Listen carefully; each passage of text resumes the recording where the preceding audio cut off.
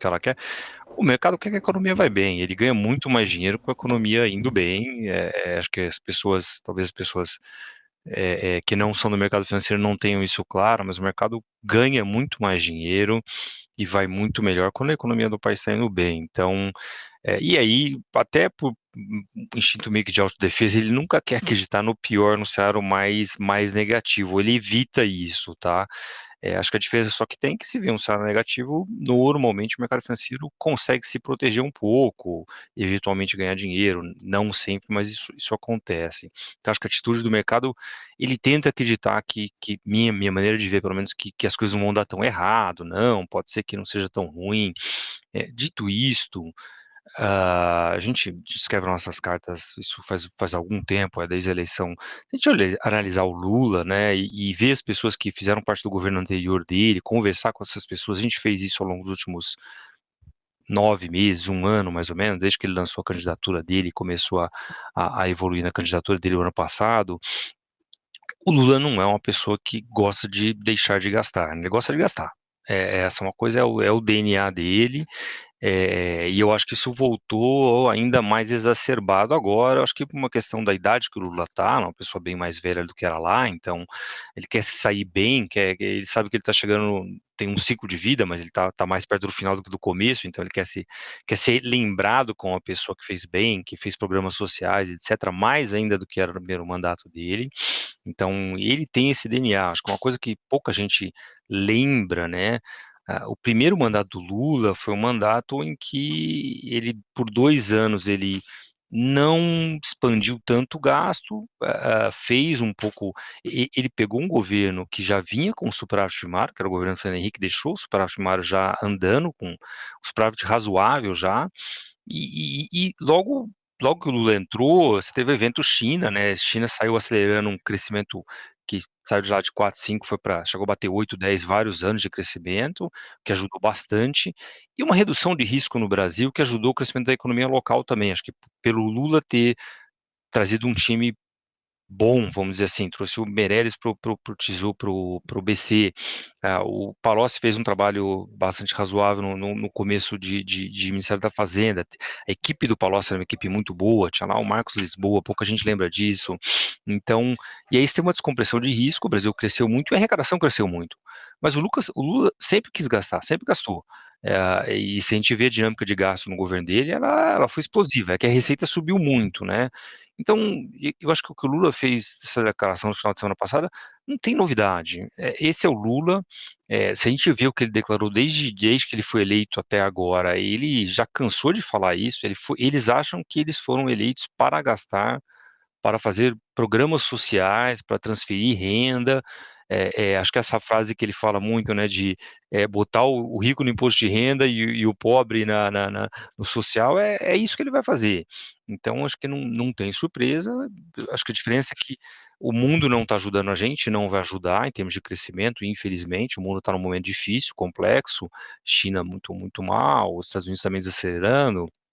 Acho que o mundo não vai ajudar.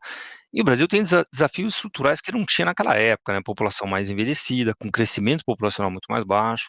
Então, sendo bem assim, na nossa leitura, não teve novidade, ele só tornou mais claras as coisas, deixou muito claro que o governo dele é um governo de gasto, a receita não é boa, como macroeconomia, não é uma receita boa, e aí o mercado vai precificar um pouco isso. Acho que provavelmente talvez uma parte já esteja precificado já, mas não é um cenário fácil, é um cenário complexo daqui para frente.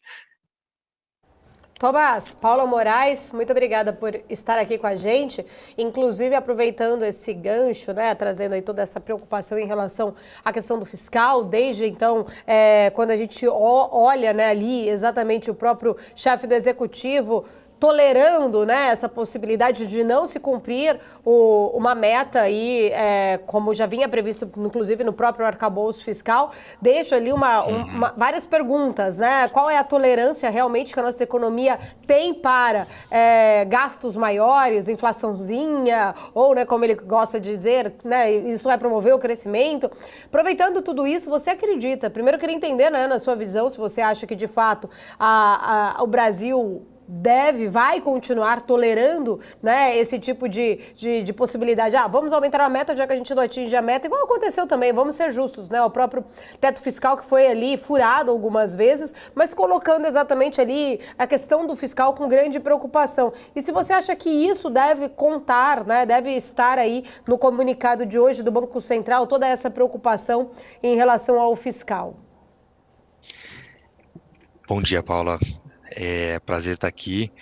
Eu me lembro da última vez que vocês me chamaram, eu tive aqui falando, eu falei, nossa, eles não vão me chamar mais, né? Eu sempre estou com um discurso mais negativo, mais cético e mais. E eu falei, nossa, acho que eles vão desistir de mim daqui a pouco, estão cansados disso aqui. Mas, respondendo a sua pergunta, eu sou bem cauteloso. Eu acho que o Lula, isso, ele quer fazer um governo para ser popular, para fazer projetos sociais, programas sociais, para transferir renda. Ele acha que isso funciona, ele acha que vai produzir um bem-estar maior para a população, ele acredita nisso, é o DNA deles, dele, do pessoal que está em volta dele.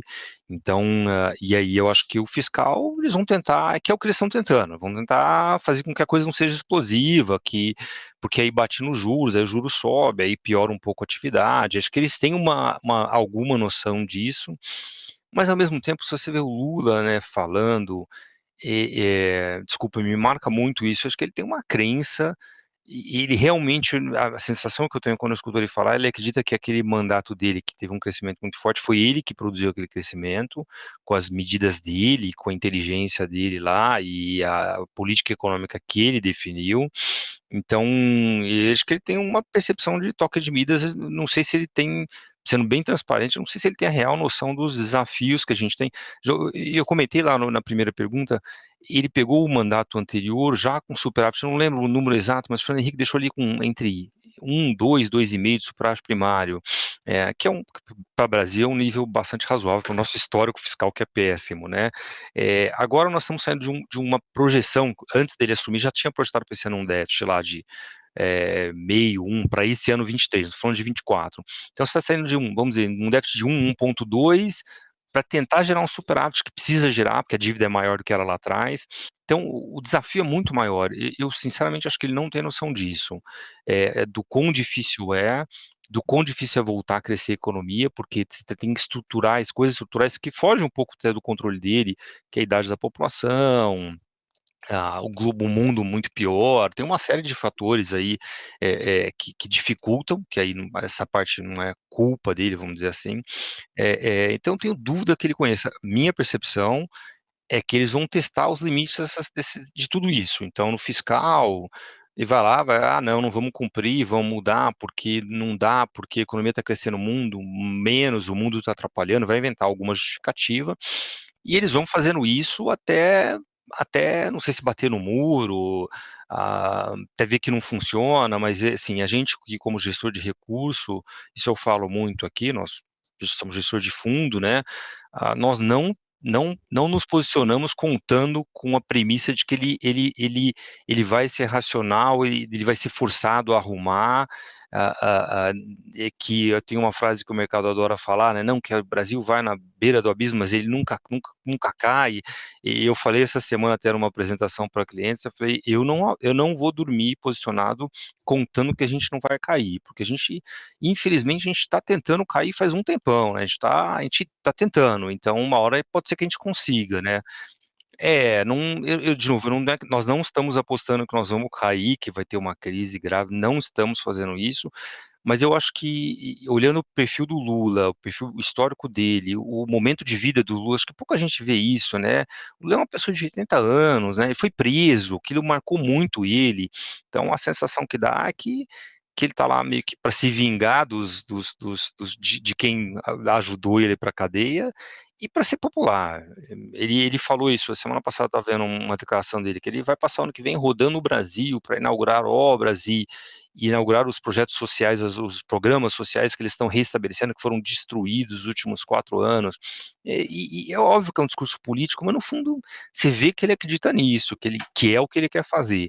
Então, tentando ser direto à sua pergunta, eu não conto com o bom senso e com a racionalidade, não. Pode ser que aconteça? Pode, mas eu prefiro dormir preparado e protegido para cenários piores, tá? Eu acho que é a melhor maneira de agir hoje em dia, olhando as informações que eu tenho disponíveis hoje. E fechando lá que você falou do BC, acho que o BC vai chamar atenção sim, você tem razão. Enquanto o Roberto tiver lá, né, e tiver com o comando do Banco Central, acho que ele vai marcar esse ponto sim. Ele tem noção disso, ele tem ciência disso, e ele vai marcar esse ponto sim. Tomás, a grande preocupação, Oi. né? E aí a gente trazendo hoje para o cenário de juro hoje, né? Acaba sendo questão fiscal e o cenário internacional. O cenário internacional pesando bastante, principalmente por conta do fiscal nos Estados Unidos, os juros mais elevados por lá. A gente, inclusive, percebeu esse cenário mais pesado na retirada bastante forte do investidor estrangeiro da Bolsa aqui no Brasil. A gente está vendo, né, que o cenário continua desafiador, a gente ainda tem algumas questões para serem resolvidas sem muita facilidade. A gente vai ter um fim de ano um pouco mais complicado aqui também, tentando e pelo menos com uma perspectiva de seguir esse mês um pouco mais complicado que a gente teve em outubro. A gente tende a ter esse fim de ano mais pessimista para o Ibovespa, para as empresas por aqui, ou talvez a gente consiga, né, vislumbrar aquele famoso rally de fim de ano, ou está um pouco mais difícil? Olha, de novo, eu vou aqui. Movimento de curto prazo é sempre difícil de acertar, né? A gente aqui a gente tenta traçar um cenário mais médio e longo e obviamente que a gente tenta acertar o curto, mas é muito mais difícil. Olhando o que a gente tem de informação disponível hoje, eu não consigo ver rally de final de ano, tá? Acho você passou num ponto relevante. Acho que talvez a grande surpresa não é nem a situação fiscal do Brasil, né? É a situação fiscal dos Estados Unidos, né? A dinâmica fiscal, que é um país que está com muita dívida também, dívida de governo, e com o déficit primário, e aí o déficit nominal, que é o primário mais o serviço da dívida, explosivo, né? Acho que os Estados Unidos têm uma vantagem sobre a gente muito grande, que o lado de despesa é muito menos rígido do que é no Brasil. O Brasil precisa arrumar muito difícil, porque as despesas são muito rígidas, e o lado de receita, o peso de impostos no PIB americano ainda é muito menor que o Brasil. Então, isso tem muito espaço para aumentar, provavelmente sem machucar tanto a economia, né? Aqui a gente aumenta, machuca muito a economia real, as empresas e as pessoas, tá? Então, mas eles têm uma eleição ano que vem. E por incrível que pareça, nesse aspecto, os Estados Unidos está cada vez mais parecido com o Brasil, né? Eu estava em Nova York há umas 3 semanas numa conferência e encontrei os gestores americanos que eram clientes meus lá quando eu era analista de ações em 2007, 2008, 2009, e eles falaram exatamente isso. O Brasil, os Estados Unidos no fiscal tá parecido com o Brasil, né? Assim, e a dinâmica, e você tem eleição e você sabe que o presidente não vai arrumar o fiscal porque ele quer se reeleger. Então ele vai até a reeleição, aí talvez, ou se ele se reeleger, ou se quem ganhar, talvez aí se arrume o fiscal. Mas voltando para não fugir da sua pergunta, olhando o que a gente tem de informação, questão fiscal, questão dos os dados de economia da China que não estão vindo bons de novo, acho que setembro teve alguma percepção de que talvez tivesse parado de piorar, mas os dados que a gente viu de outubro até agora continuam piorando, o setor imobiliário lá é muito difícil de resolver, então a gente não consegue ver um catalisador, né? O mercado sempre quer um catalisador, uma história, uma narrativa para, não, porque agora já, por algum motivo, uma narrativa para o mercado um pouquinho, ter uma reação. Eu não consigo ver, mas às vezes essas coisas vêm de algum lugar que a gente não está vendo, mas com o que a gente tem de informação, está difícil de visualizar uma melhora. É mesmo aquela sustentação por parte das commodities, né? O petróleo bastante elevado o preço, mas com talvez ali um conflito sem escalar no Oriente Médio, o petróleo permanece em preços altos, mas não mais altos do que já estavam. O minério de ferro também por parte lá da China, toda essa questão também por parte das commodities, até mesmo as agrícolas e tudo mais, talvez não venha essa melhora no ambiente. O petróleo até tem algum potencial, mas ele é uma briga, né? Tem a questão de oferta, a preocupação com a guerra, mas tem a questão da demanda que parece enfraquecendo por atividade econômica, tá? Não está enfraquecendo muito, mas você tem uma perspectiva de demanda talvez não tão crescente. Mas acho que o petróleo tem algum espaço, sim. Não estou dizendo que vai subir com certeza, mas é onde a gente vê algum espaço. O minério é o contrário, né? O minério está 120, 125, né? Dólares por tonelada, com a China com um monte de problema no setor de imobiliário e infraestrutura, que era uma demanda grande. O minério está difícil de entender por que ele está nesse preço. Ele devia estar bem abaixo disso na nossa leitura, devia estar mais perto do que a gente chama aqui de custo marginal de produção, né? O custo marginal de produzir está ali nos 80 com 90. O alumínio, por exemplo, está bem perto. A gente estava discutindo hoje de manhã isso. O alumínio está perto do custo de produção, custo marginal. O minério está bem fora ainda. Alguns fatores específicos, mas na nossa leitura aqui, pelo menos, o minério tem espaço para cair, o petróleo talvez subir, mas juntando tudo isso, a gente não vê isso puxando bolsa, puxando Ibovespa de maneira significativa. Tomás, quero agradecer. Muito obrigada pela sua presença, inclusive, né, já vamos deixar aqui bem claro, a gente sempre muito bem-vindo, opiniões aqui na BMC News, a gente preza muito pela liberdade de opinião, a gente quer sempre ouvir, sim, grandes profissionais do mercado, seja pessimista, seja otimista, precisamos entender pontos de vista, inclusive é saudável entender vários tipos de pontos de vista diferentes. Muito obrigada pela sua presença, já fica o convite aqui para voltar mais vezes na nossa programação. Não, obrigado você. Eu fiz meio como uma brincadeira, desculpa, que eu mesmo desliguei e falei, nossa, de novo eu tô aqui. Faz tempo que a gente tá com a cabeça mais cética, a gente prefere falar cética, mais cautelosa. Um pouco de tudo isso que a gente falou aqui. Acho que o mundo precisa se ajustar ainda, as coisas precisam se ajustar, vai demorar um tempinho, e aí uma hora a gente vai poder estar mais otimista. Obrigado. Exatamente. Obrigada, grande Thomas Awad, trazendo aí visões importantes aqui pra gente. Ele que é sócio fundador da 3R.